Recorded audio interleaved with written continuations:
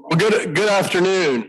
Today is February 7th, 2022, and this is Rowan County Commission meeting. We are honored to have you with us today, some of our special guests, some of our regulars. It's been the tradition of this board for a long time. We do a couple of things. We're going to have a pledge. We're also going to bring up our chaplain, Sheriff's Department chaplain. And he is going to lead what's called a solemnizing prayer. Solemnizing prayer is a fancy term for the prayers for us, and it's not for you. What we do, we really do a lot of studying, and we pour our heart into what we're doing for the community, and we seek wisdom where we can. And so we'll have our chaplain come forward and pray for wisdom for us today as we make decisions for the folks of Rowan County Commissioners. If you'll join me, we'll get started. Lord, we thank you for the privilege to be here today. We thank for the county commissioners, dear Lord, as we've heard, Lord, all the time, the effort they put into these meetings, dear Lord, the background work they do. We thank for them and their love for Rowan County, dear Lord. Pray you give them the wisdom they need tonight in this meeting. Pray you guide and direct them in Jesus' name. Amen. Amen.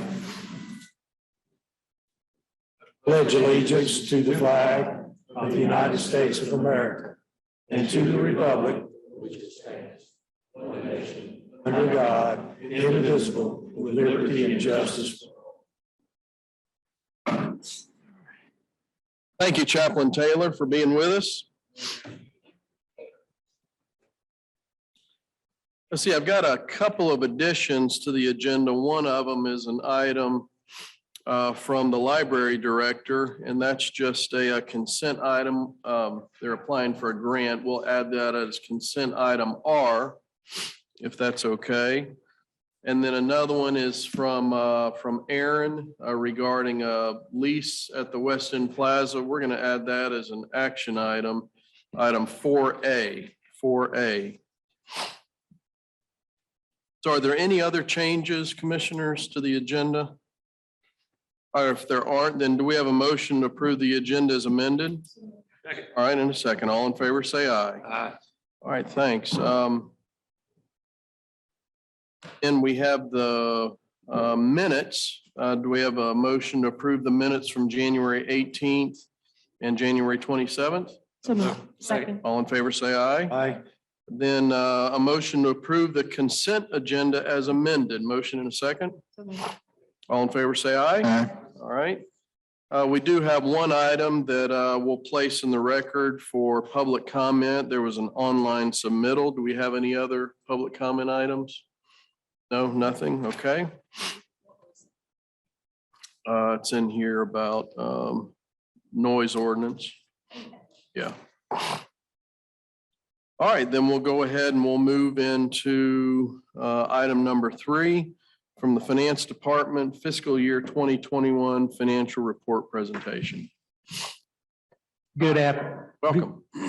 Good afternoon, commissioners. I'd like to introduce Tanya Thompson. She's a manager with Martin Starnes, and she was the lead auditor for fiscal year 2021 financial reports for Rowan County. She's going to present to you today. Thank you, Jim. Well, good afternoon. Thank you for having me.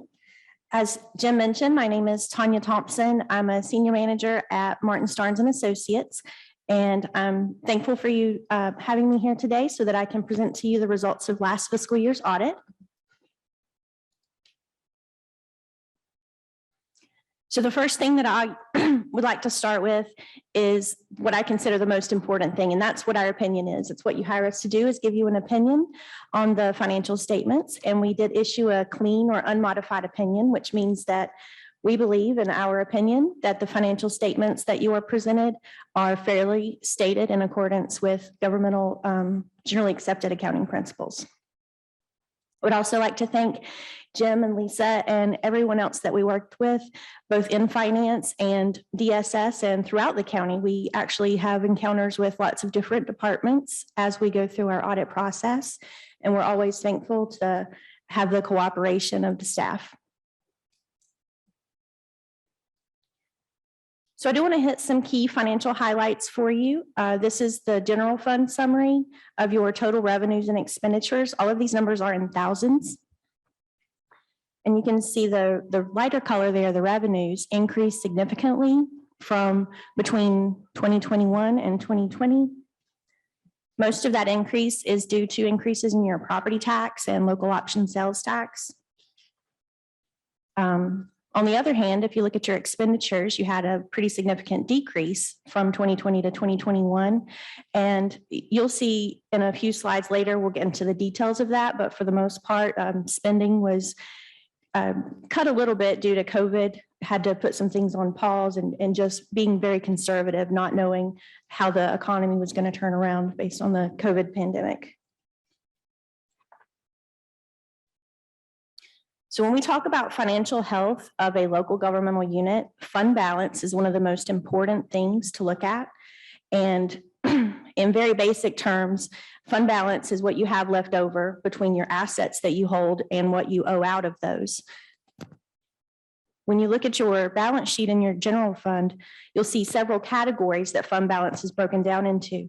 You have non-spendable, those are things like inventories. Restricted fund balance means that usually a third party has placed a restriction on how you can use those funds. Committed and assigned are ways that the board itself has put restrictions on funds. And then your unassigned means you can use that to spend on whatever you want. So if we just take the total fund balance of the general fund, you can see from 19 to 20, the $3.7 million increase, and then from 2020 to 2021, $18 million increase. And that makes sense if you think back to a few slides ago with revenues going up and expenses going down. This is the net effect of that. Which none of us would have guessed Right. would have happened. Right. Everyone was expecting, especially with sales tax, they were budgeting at a percentages less than your previous years and actually experienced significant increases. So, but it was good to conservatively budget for that. So fund balance, one way that the Local Government Commission measures the financial health of local governments in North Carolina is this concept of available fund balance. And that's how much of that fund balance that you have that you can actually carry over into the next year and spend. And they monitor this across the state. They have benchmarks and minimum requirements for fund balance. So we're going to focus a little more on this concept of the available fund balance. And the way that we get that calculation is to take your total fund balance. We back out what you can't spend, the inventory and things like that. And then we back out a restricted for stabilization by state statute. This is a statutory calculation, which is mainly composed of receivables at the end of the year. The LGC basically, or the North Carolina State Legislature basically says, if you don't have it in your hand on June 30th, you can't appropriate it in the next fiscal year. Even though it's owed to you, you didn't actually have it, so you can't spend it. And that's how we get to that number that we call available fund balance. So one way to look at the fund balance is as a percentage of your general fund expenditures. So this graph represents your total fund or fund balance available in the lighter color, the net expenditures in your general fund in the darker color, and then that percentage is what is very carefully monitored. So you can see in 2021, your percentage is 36.8, the previous year is 23.6, and the year before that is 24.4. Just so I get my numbers right. The LGC has this year put out new minimums. Everyone is probably familiar with the 8% minimum. That is 1 month's expenditures, and that was a bare minimum floor that the LGC had for years. Well, they've come out with new benchmarks to more accurately reflect how much a local government should have in reserves. So the minimum fund balance percentage for a unit in your population group, it's actually not population group anymore, it's based on expenditures, is 16%. And that's local government counties with general fund expenditures over $100 million. And you can see your percentage is 36.8. There's really only 20% that's available, because 16 has to be there. Yeah, that's the bare minimum. Yeah. And then, I just, if I could, I just want to make sure it's clear that even though our fund balance has went up, it also the amount required that you keep in there has went up. absolutely. So we can spend less than we could have before. You know, it's went up, but so has what we, you know, it used to be 8,000 for as long as I've ever Mhm. worked in 8%, local right. government, or 8%, thank you. And now it's almost double. Right, and that reflects, you know, everyone needs to have a rainy day fund. You have to have reserves to be able to meet things that are unexpected that come up, like the pandemic. Right, but if you go below the 16%, you can't do that without getting some type Oh, of right. adverse action. So The really, 16% really is a bare minimum, like you don't want to be writing it. so you can't, I mean, what's in this, what the point I'm making is last year it was 23%, this year it's 36.8, but really, what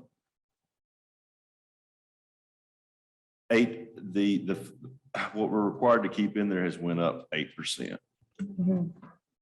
Yes. So there's not a huge amount of money that the county's keeping that we haven't in the past, is that the requirement has went up. Right. Well, and another way to look at it is the other local governments that are in that same size range and that more than $100 million, the average across all those units is 32%. So if you want to kind of benchmark against your comparable units and not just the bare minimum. Thank you.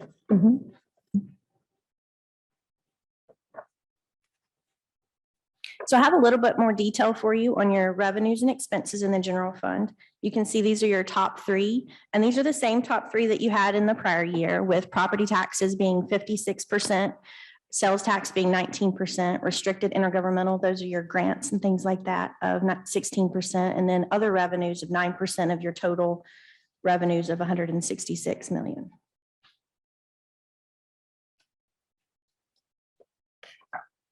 So property taxes did increase significantly from the prior year, from 89 to 92 million. That's about a 3% increase. And there wasn't a rate increase. So this is just normal growth in your property tax base. The local option sales tax increased from 28.5 to 32 million, which is 3.6 million or 13%. And this was that unexpected benefit from the pandemic. And we saw this across the entire state. This is a state shared revenue, and where people were in lockdown and receiving stimulus money and spending that money locally and not traveling as much, it really helped keep the money in the county. So your restricted intergovernmental went from 23.5 to 26.9 million from last year to this year. And a big part of that is additional grant funding that was available due to COVID.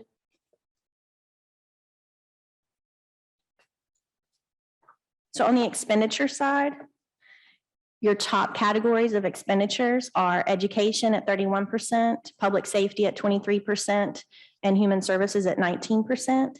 All of your other expenditures fall into that other category of 27%. And that's going to consist of your general government, transportation, economic and physical development, culture and recreation, and your debt service all fall into that category. Tanya. Yes. Quick question. When you are talking about human services, do you just mean social services, or it's public health in there? Public health is included in that as well.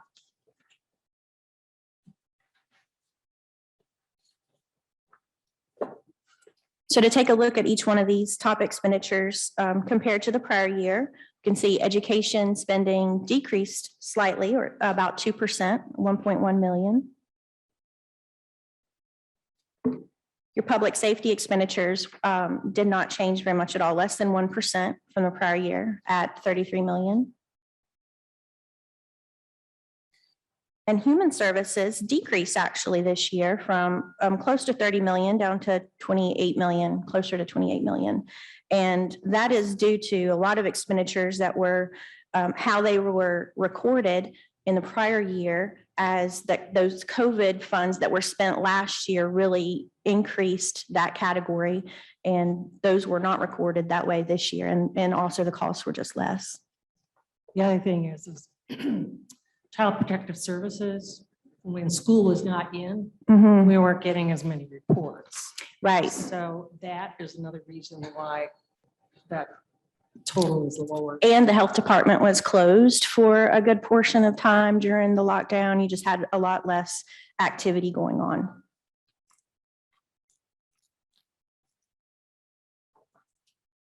Your debt service decreased in 2021 from 14.8 million to 10.2 million. And that was largely in part due to a payoff of the school refunding bonds and other debt in FY20. And you also did not issue a lot of new debt in 2021 that would replace that debt service.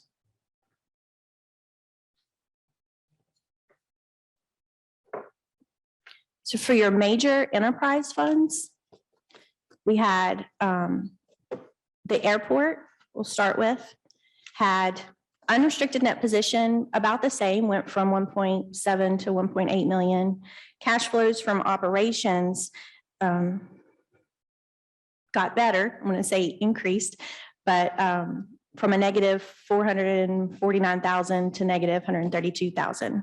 And those cash flows from operations take into account the funds you receive from customers and then what you pay out for the goods and services that you're providing. It does not take into account things like capital and debt service. So the net income was very similar from 2020 to 2021. And this is prior to transfers. Transfers are not included in this. So that net income of the fund just by itself was about 312,000.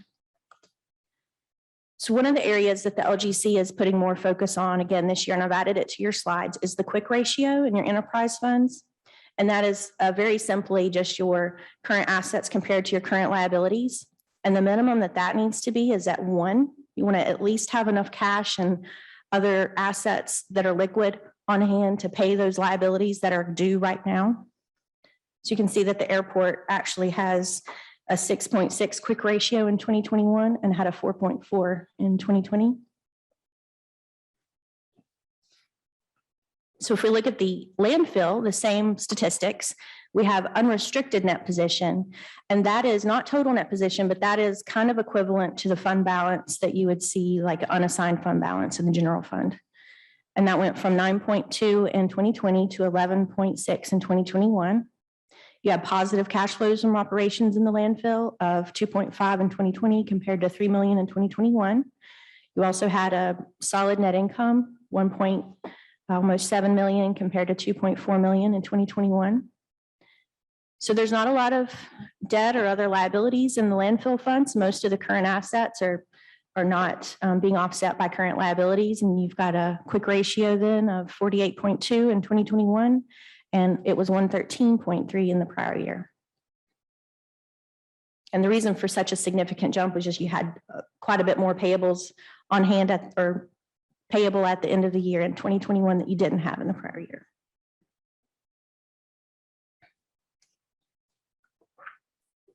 It's a lot of changes at the LGC this year. So this is another one. They've come up with this key performance indicators, which are not just findings like things that get reported in our audit, but things that they're really wanting to keep an eye on. So these performance indicators, if any of them pop, they want the auditors to present those to the board. And then the board has 60 days from the date of this presentation to submit a written response to these items. So neither of these that we're going to talk about were written up as findings in the audit. They don't represent material weaknesses. We had none of those over financial reporting.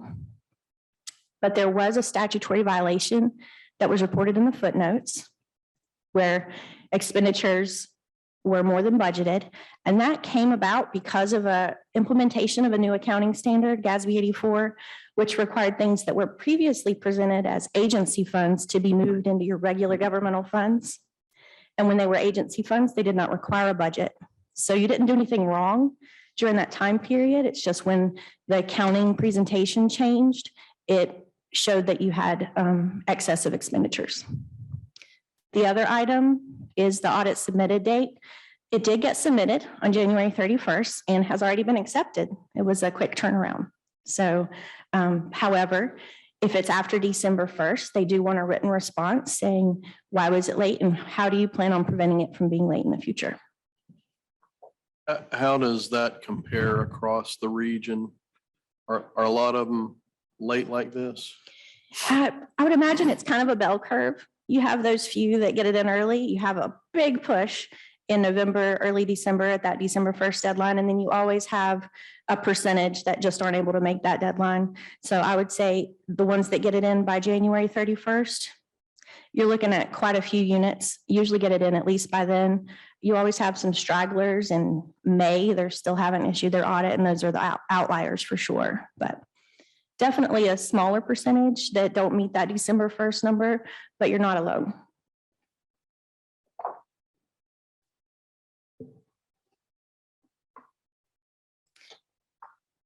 So the last slide, I want to leave you with some positive news.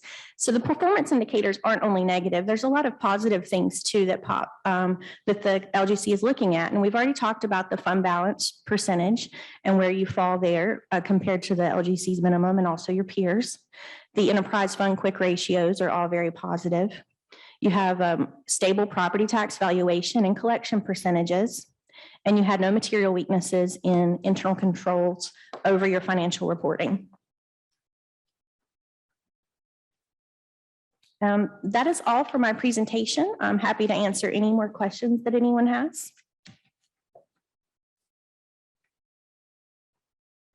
You mentioned one of the reasons for the sales tax increase was citizens weren't traveling as much. They're spending more here.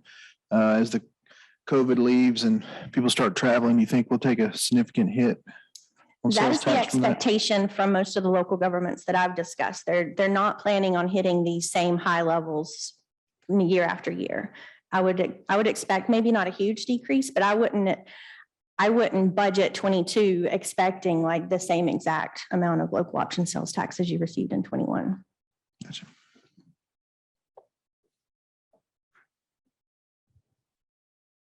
We never know about the sales tax. It can be up or down. Fortunately, it's always been growing for us, but that doesn't mean Absolutely. that it's going to in the future. Exactly. So you can't really count on it. Also, I think we have to take into account all the COVID money that we received this year that helped the general fund.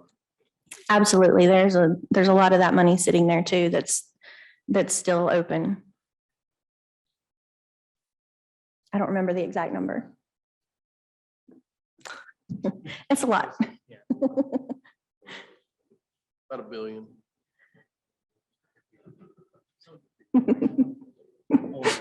All right, any other questions? Go ahead. One thing is, as I understand it, the 27 million is not in that. That's right, yeah. The year we're talking about Yeah. today. Yeah, Yeah, it was received. I think part of it was received just before year end, but because you hadn't spent any of it yet, it all just got deferred and will be reported in 22. okay. All right, I don't think we need to vote on anything. We just received this report. Okay, well, thank you for your time. Thank you very much. Work.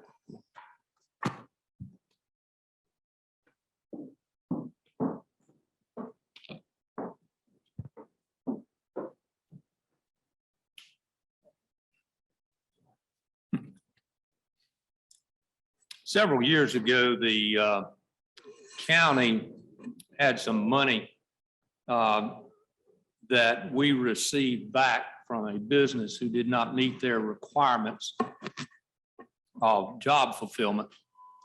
And we had some commissioners here who were very forward thinking. I was not one of them. And they came up with the idea that it would be a good idea to invest some money in a jobs program that would encourage and help folks that weren't in full-time work. So it was a natural fit for us to go to our friends at Rowan Community College and to ask them about helping to create this program that would help folks with part-time jobs or people that were unemployed. We came up with an idea for a name of this program. It was Better Jobs for Better Lives. And this program has been going, what, 4 years, Craig? 5 years, and has grown, has helped numerous citizens in Rowan County. And we thought it would be a good time. We haven't been able to hear from those folks and this program and how it's helping Rowan County. And we have Craig Lamb and other folks from Rowan Cabarrus here with us tonight. And at this point in time, I'd like to introduce Craig Lamb and have him bring this program forward. Well, it's always, thank you, Commissioner Green. It's always a pleasure to talk to all of you, and especially about this topic. And sometimes I refer to it as your best idea ever. This was a good, innovative approach. And like all good ideas, it started with a question. And I found this question in some old documents that we had in getting this started. And the question, I'll read it here. It says, as technology requirements grow, how can we keep Rowan County citizens from being left behind? And so as job markets moved, and we had folks in the workforce already who thought they were done with their education, how would they keep up at their current job? How would they get a better job? And so Better Jobs for Better Lives was born. And it was born out of, as Jim said, in the summer of 2017, we kind of went on a road show. And we went to all 10 municipalities in Rowan County, met with the mayors, met with the town councils, held community forums, learned from the businesses, learned from the citizens about what was really needed. And we concluded that we wanted to create opportunities to engage citizens where they live in activities that prepare them for high growth, high wage careers. Where they live, that was really important. We wanted to make sure that people would have good access to this. Access meant a lot of different things to us too. It didn't just mean it was close. It meant it was affordable. It meant it was doable. It meant it fit into their work and family schedule. It meant that it was short enough to get them out the door quickly, but meaningful enough to get them the result that they needed. So the plan originally was to have kind of a traditional program. We had a budget that included staff, it included advertising, it included scholarships.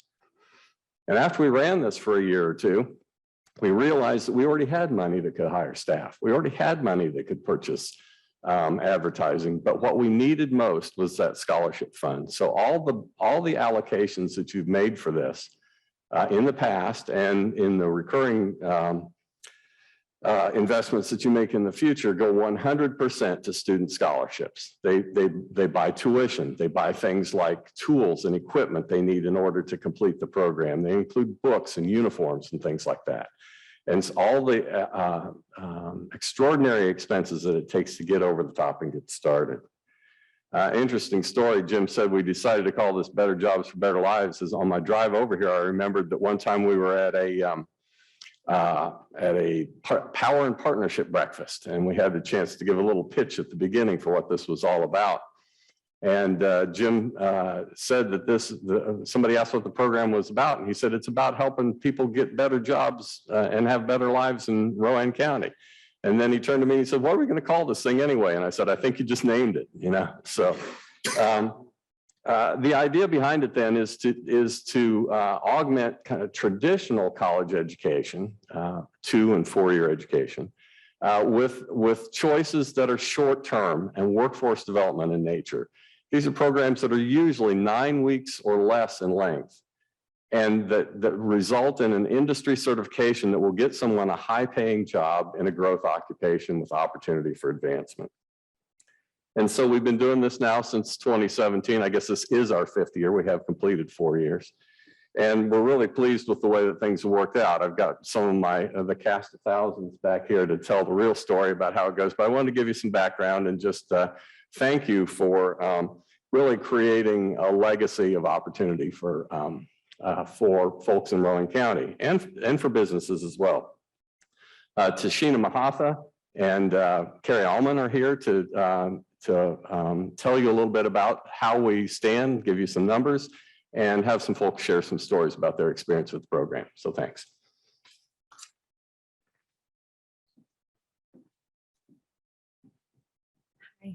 The last time I spoke publicly was January 10th, 2020, and it was here in this room to give a report on better jobs. And we had no idea that 2 months later, our world would completely change. The vehicle that is used by the college to run the Better Jobs program is the R3 Career Services for the college. And R3 stands for 3 R's: refocus, retrain, reemploy. And we know that as we are working with individuals that are in some type of career transition, whether that's because they're unemployed, underemployed, or maybe they're just in some type of transition, scholarship opportunities, conversation about career development is fantastic, but sometimes they really need help, further conversation, identifying what are barriers to achieving those goals, to really make sure that the plan is in place and so that they're utilizing those opportunities. Our mission with R3 and in carrying the Better Jobs program was to make sure and target individuals who had the most barriers in being able to have that conversation. Throughout the life of this program, we have partnered with other initiatives that have come into the college, one of those being the Rebuild Your Future initiative, which targeted and looked specifically for justice-involved individuals who were in need of career transition, looking for those pieces. And Better Jobs provided an opportunity that we could speak about what is that opportunity for you, with taking considerations about funding for scholarship through scholarship off of the table, off of the worry set of the individuals. At the end of the day, we're carrying around R3, Rowan, Cabarrus, Better Jobs, but the individuals that we meet and we touch, they know Rowan County cares about them. And that piece helps them in taking the next step. And in March of 2020, the task was on us. How are we going to be able to continue this effort when we're not face to face? One of the things that Craig's mentioned is that with this initiative, we have been boots on the ground. We have recruiters ourselves. We're out in the community in Rowan County looking to meet individuals where they are. When the pandemic hit, we had to make some alterations to make sure that we could serve individuals. We switched and developed virtual platforms so that we could still stay connected. What we learned is that the work that we had done, we had so many individuals that were coming to us, calling us, staying connected with us during this time so that we could continue to be a beacon of hope with those opportunities. And one of the, we have many stories of individuals that we have helped along this journey. I think the most important thing is to be able to hear their stories, because not only is that what that keeps our team motivated, reminds of what we're working for. We have 2 individuals that are here. One individual who's in the audience for support that has been a participant through R3 and the Better Jobs Initiative. Lizelle Restar is here, and she has an amazing story. Everybody's story is different. She had a 4-year degree and she was on a healthcare track for RN. And through talking with the adult career services in R3, the discussion was, why are we happy? Where are we at?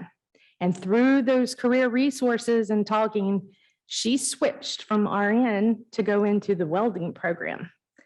And she finished her training, her apprenticeship program, and she is on site and she is doing very well. And she happened to just be back in the area off of her assignment, visiting her parents, and came in as a show of support.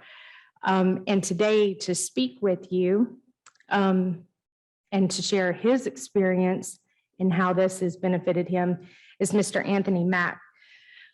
We met Mr. Anthony Mack when we had boots on the ground in East Spencer. One of our recruiters who is connected with the Rebuild Your Future Initiative and Better Jobs, Jessica Quorum, was actually on foot and met Mr. Mack in a park in East Spencer and had a discussion with him about the Rebuild Your Future program.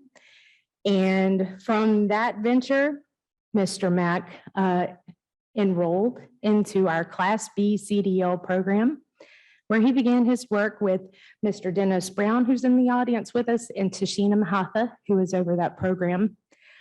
The journey was difficult, he might share with you, but Tashina and Dennis sat with Mr. Mack here at the DMV for 5 hours at one time to help him accomplish the things that he needed so that he could get that permit.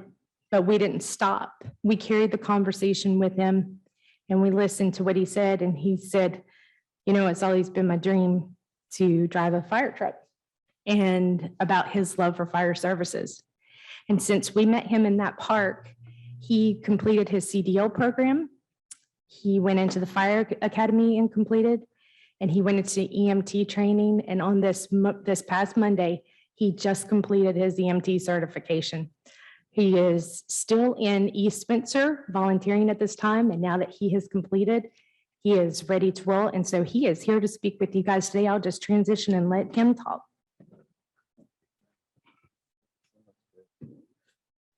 Well, Boy, hello. How's everybody doing? I'm so happy to be here, and I hope you can see it on my face. I really do have a great story to tell you guys. And everything that Ms. Carey said to me or about me is true. I really gave up on myself a few times in life until I came into contact with Better Jobs, Better Lives. Jessica Quorum, she was a really, really great person. And I knew something about her was different from the time that she spoke to me, because when you're going through a negative time in life, you really don't recognize kindness like that. And it kind of struck me as odd, you know, what's this little lady doing here in my neck of the woods wanting to be kind to me? And, you know, come find out years later, she ended up changing my life.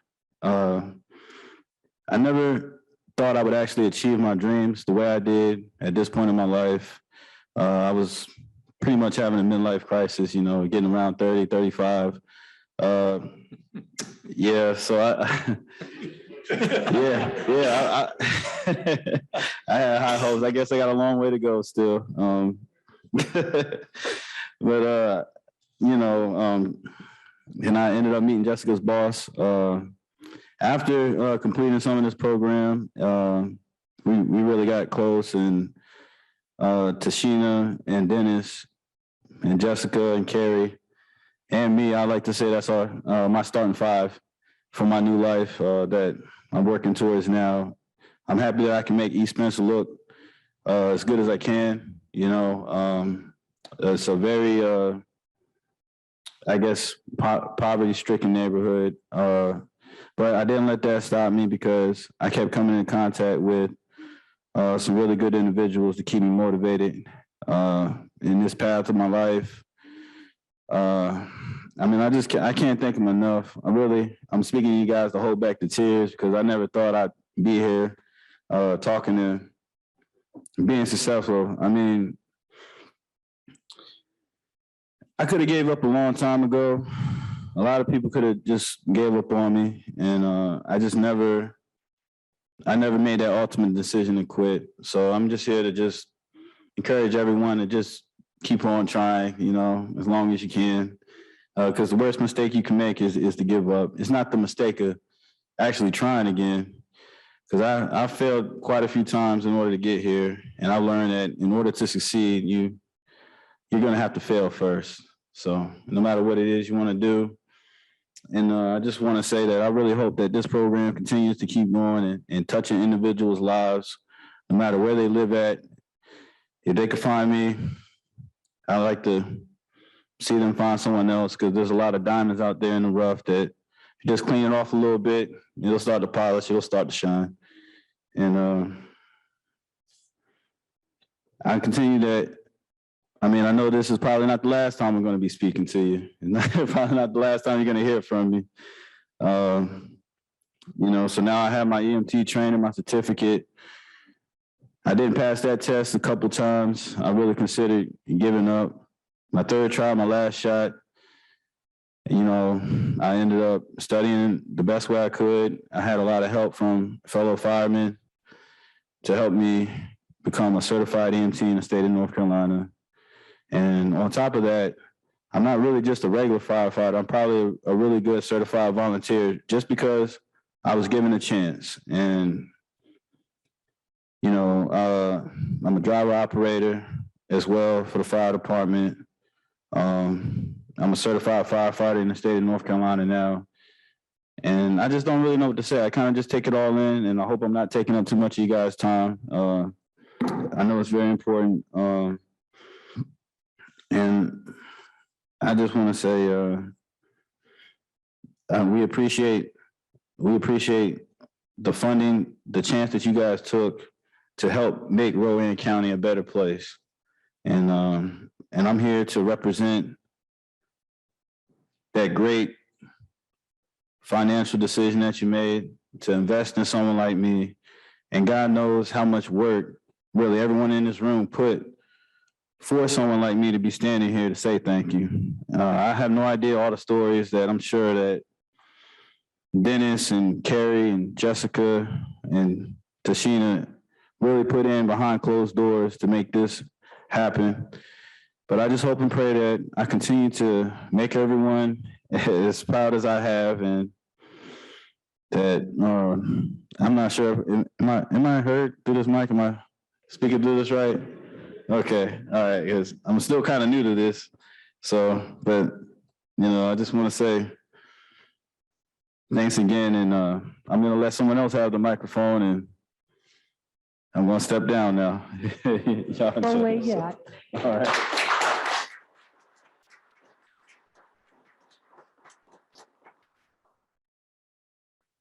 It's a great story. There is a highlight sheet that you would have received on Better Jobs that's got some of our numbers that I'm gonna just put up real quickly. Again, the sheet lists the services that are included in this in addition to the scholarship opportunities. Also the locations that we've been working out of, and of course with the mention of virtual services. The team is listed below. They're the R3 team that they are in the multiple locations, including Rowan Helping Ministries, Goodwill Career Connections, and NC Works Rowan, as well as on our virtual platforms. We are on demand. So when we have been asked to come out in person or to hold a Zoom meeting, that's the way it's been for the past 2 years, we are reaching individuals where we can connect with them at that time. It's been very interesting when we say that there are a number of people, the number of people that we have served in Rowan County. These would be individuals that came in that received the refocus piece. So there was a lot of work, the times that we're meeting individuals with the boots on the ground, that we're talking to individuals on the phone, we capture them, and that's the numbers that you're seeing here. The second numbers are on the actual scholarship. These are the individuals who transitioned from the refocus piece to actually go into classroom training. And so we've had a very strong year this past year in being able to identify Rowan County students that were on the campus, and we're still going through that really needed those additional opportunities, especially in going through the pandemic. Is there any questions that you would have for any of us? I just want to say congratulations. And Anthony, can you come back up to the microphone for a minute? Yes. Okay. I was just curious as to what your volunteer work was. Was it fire department or other things too? Well, I'm a volunteer at East Spencer Fire Department now, and I do also, now I can drive trucks as well with my Class B and look at other jobs concerning that, but my main goal and dream is to fight fire and save lives. That's what I want. I found my passion in that, from just a great program to refocus. I needed a lot of refocus because I have trouble focusing, but refocus. Is it retrain and re-employ? And that's where I'm at. I made it past the first two stages, so now I'm at the re-employment stage. I'm really happy I'm there. Yeah, it's been a long journey. Well, I have one favor to ask. Now that you are at that reemployment stage and things are kind of settling down, Yes. we need our young Black men Oh, to mentor our little ones. And, I work in the area of social services and public health and all those different things, preschool. And that's the one thing we're really, really missing in our community. So if you could adopt a little guy and help him show the way, especially somebody that wants to become a fireman, that would just be so awesome. And it would help pay back the county, and the people here. So congratulations and thank you for all the work you put into it. oh, you're more than welcome. And that kind of comes with the territory, as I was going through, there were quite a few young Black men that looked up to me as I was doing the right thing in life instead of the wrong thing. And I'll continue to do that. I can promise you that. I can promise. So anyone else have any more questions? I don't. I'll come back if you do. Question, but I just want to tell you, Anthony, 5 years ago, you were the fellow that we were looking for. We didn't know what your name was at that time, but we knew that you were the type of person that we wanted to help. So thank you for being here. We really appreciate what you've done, and congratulations on all of your accomplishments. Now we just need to get you a job.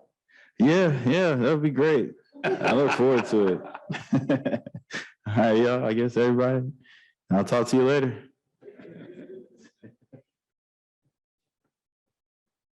So, believe it or not, I won't say much. The focus of this is not on us, but I appreciate the commissioners taking a chance on this. And Jim Green's, I don't remember what you said at the outset of this discussion, but this was Jim's brainchild a few years back. So this is the guy right here that has laid the ground for this. But it's not about us. We sit here every other week and we make decisions, and some of them are hard, most of them are pretty easy. We know that some of the decisions we make are going to be bad ones. We knew that from the outset. Some things we take a chance on because we think it's worthy of chances. And some of them fail. And we said almost 8 years ago, we're not afraid of failure because failure just helps us focus and redirect and learn and do better, right? Babe Ruth hit the most home runs, right? Well, up until Hank Aaron came along, but Babe Ruth also had the most strikeouts. Remember that. So we don't get many opportunities to see this directly. We see good things happen, but not right in our face. And this today has been almost overwhelming. And so for the staff, my friend Craig, who has the vision to put these things together. We've been around Craig Lamb a lot, and we know who he is and what kind of guy he is. And so Craig, we appreciate your leadership.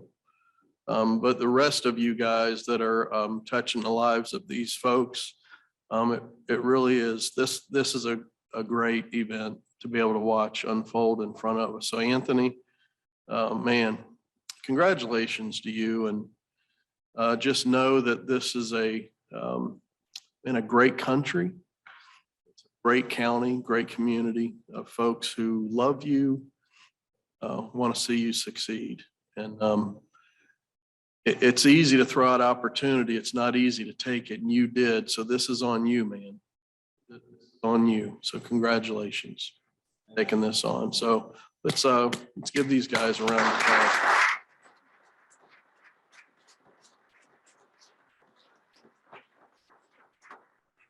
Thank you to the staff for being here. Appreciate you guys.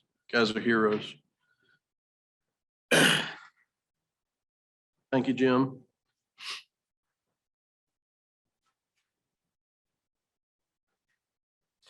All right, we have budget amendments. Motion to approve the budget amendments. You put a 4A on there, Mr. Chairman. I'm sorry, you sure did. This is, so we were going to add this to consent. There was just a small issue on here.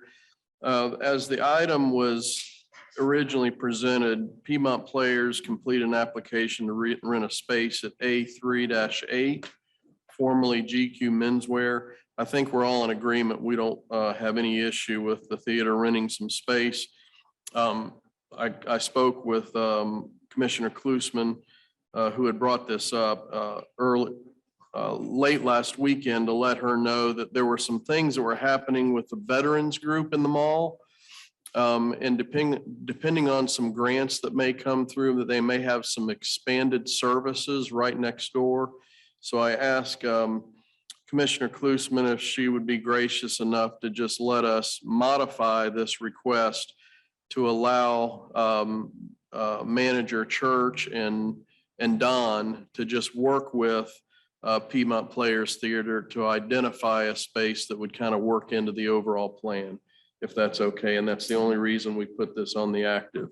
So would you like to make that motion, Judy? Yes. Okay. Second. All right, all in favor, say aye. Aye. Judy, thank you.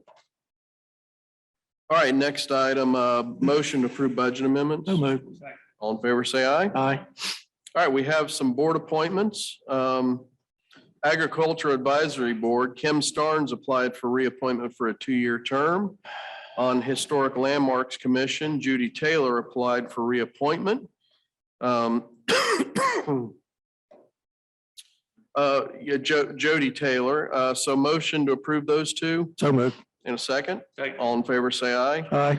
Now, on the JCPC, Sarah Schaller, did I pronounce that right? Sarah Schaller resides in another county, but is the new system of care clinical coordinator for Via Health. The board has asked to appoint Ms. Schaller to replace Tressie McLean Hickey in the mental health seat. We're bringing this up because typically we want folks to live in the county, but we're asking for an exception on this. So do we have a motion to approve Sarah Schaller to the JCPC? So moved. All in favor, say aye. Aye. Town of Faith Planning Board, Mary Morales resigned as an ETJ member on the Faith Planning Board. Do we need to? Accept the resignation. Okay, motion to accept that So resignation. moved. All in favor, say aye. Aye. Then Don Mowbray applied to fill the remainder of the term. Motion to approve that. So moved. All in favor? Aye. Library Board, Jody Taylor applied to fill a vacancy, and that will expire December 31st, 2024. Motion and a So second. moved. Okay. I would just ask my fellow commissioners if we could just lay this on the table until next time, because this would be the second appointment that Mr. Taylor has. Just approved him for the historic commissions. And Good. I can think of several people that would apply, but they don't know how. And so I'm hoping that we can get what.